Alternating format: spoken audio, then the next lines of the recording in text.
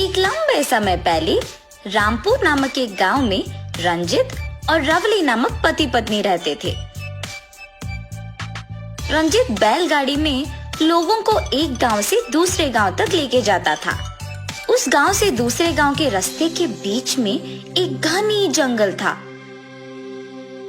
ये जान के भी कि उस जंगल के माध्यम से दूसरे गांव तक आसान रास्ता है, कोई उसका उपयोग नहीं करता था, क्योंकि गांव वालों का मानना था कि उस जंगल में भूत था। इसीलिए रंजित ग्राहकों को लंबे रास्ते से ही दूसरे गांव को लेके जाता था। एक दिन रात को रंजित दो ग्राहकों को पड़ोसी गांव में छोड़ने बैलगाड़ी में निकलता है। इसीलिए वो घर जल्दी जाने के लिए सोचता है। बहुत देर हो गया है, कुछ भी करके घर जल्दी पहुंच जाना चाहिए। सभी उस जंगल के रास्ते से नहीं जाते हैं क्योंकि उन्हें लगता है कि वहाँ एक भूत है, और अगर सच में वहाँ भूत है भी तो मुझे कोई डर नहीं। अब मुझे घर जल्दी पहुंचना है तो वहीं से जाना बेहतर है। ऐसे फैसला करके अपनी बैलगाड़ी पे जंगल के रास्ते की ओर निकलता है। सभी इस रास्ते से डरते हैं क्योंकि उनका मानना है कि यहाँ एक भूत है। कहाँ है भूत? बस थोड़ी ही देर में मैं गांव भी पहुंच जाऊंगा। ये सब उनका वहम है, भूत नहीं, कुछ नहीं। जब वो ऐसे सोचते हुए चलता है तो बीच रास्ते में अचानक एक डरावना भूत को देख अपनी गाड़ी रोकता है।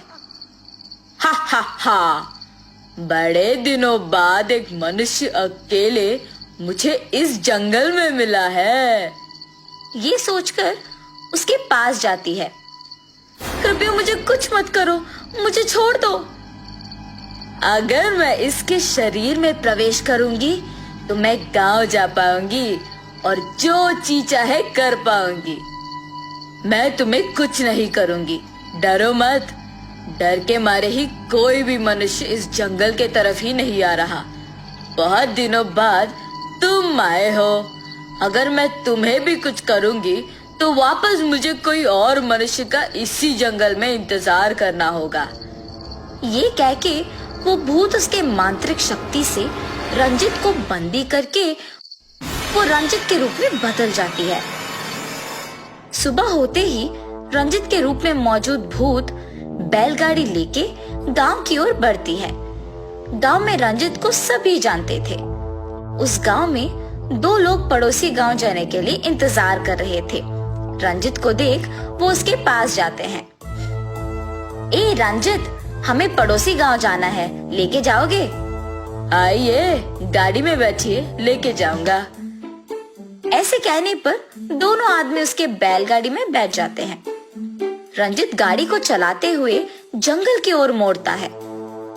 गाड़ी में बैठे दोनों आदमी गाड़ी का उस तरफ मोड़ना देखते हैं। इस जंगल के रास्ते से दूसरे गांव को जाने से सभी डर से मना करते हैं ना, तो तुम क्यों इस तरफ से लेके जा रहे हो?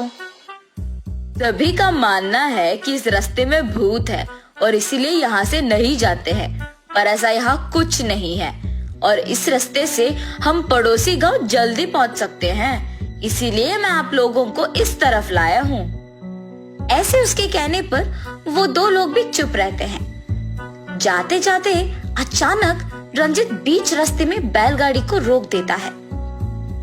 रंजित, गाड़ी को यहाँ क्यों रोका तुमने? रंजित उनके सवाल का जवाब दिए बिना चुप रहता है। रंजित, क्या हुआ तुम्हें? जवाब क्यों नहीं दे रहे हो?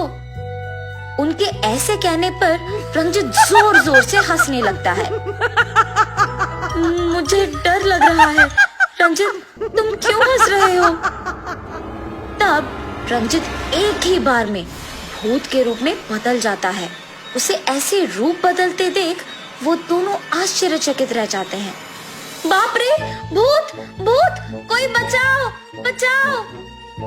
तब वो भूत उन दोनों को भी बंदी कर देती है और उन्हें वहां से गायब कर देती है।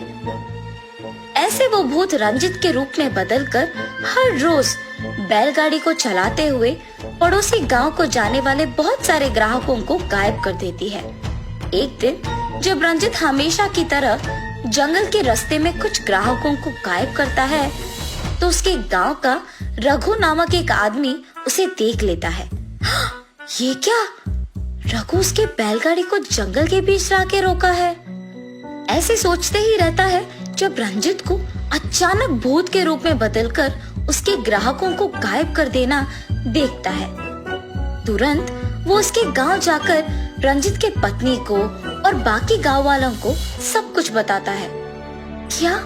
मैं बहुत दिनों से दुखी हूँ कि मेरा पति घर नहीं लौटा है और तुम कह रहे हो कि तुमने उसे देखा है।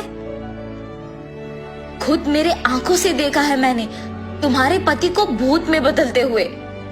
उस भूत के ही कारण मेरा पति घर नहीं लौटा है। कुछ भी करके मुझे अपने पति को बचाना होगा। हमारे गांव में ऋषि है ना, चलो सभी उनके पास जाकर सब कुछ बताते हैं। हाँ चलो सभी। ऐसे सभी उस ऋषि के पास जाते हैं और जो कुछ भी रघु ने देखा उस ऋषि को बताते हैं। तब वो ऋषि उनकी शक्तियों का उपयोग करके जान पाते हैं कि भूत ने रंजित को अपने वश करके उसका रूप ले लिया है और उस भूत को उनके वश में करते हैं। ये देख गांव वाले सारे आश्चर्यचकित रह जाते हैं। उस भूत का एक पेड़ के रूप में बदलने पर उसके द्वारा कैद किए सारे लोग विमुक्त हो जाते हैं। उस भूत से पीड़ित सारे लोग विमुक्त होके वापस गांव आने पे सभी खुश होते हैं और ऋषि के आभारी होते हैं। तब से सारे गांव वाले उस जंगल के रास्ते से ही पड़ोसी गांव को जाते हुए खुश रहते हैं।